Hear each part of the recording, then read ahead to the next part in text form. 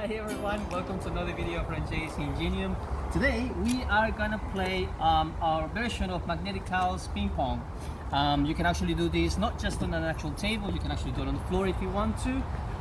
And the idea of this game is to make sure that you put as many balls across the table or across the floor, and we're gonna use some magnetic squares to create some baskets. So I'm gonna have my little man Sebastian, who's running around with all the tiles, is gonna help me create some baskets. Okay, so let's get started.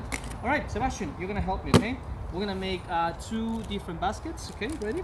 So we're just gonna use some of these ones right now. Very good. So we're gonna need 4 of them. Good job, and just go around like this. Good job. Well done. Of course, you guys can play this, as I mentioned previously, on the floor. You don't have to do it on the table. Just for the purpose of this video, we're going to be doing it on this one, so it makes it easier, you know, to visualize it. That's all right, buddy. I'm going to help you a little bit. There you go. So you're going to need about 20 squares. If you got some big squares, you want to use the same colors, you want to do different colors, doesn't really matter, as long as you can create the baskets. And the game is quite simple. We're going to go from one end to the other and try to put as many of these ping pong balls on each of the baskets. You can grab these ones from Kmart, guys. They're only about, I think it was $6 or $8 roughly.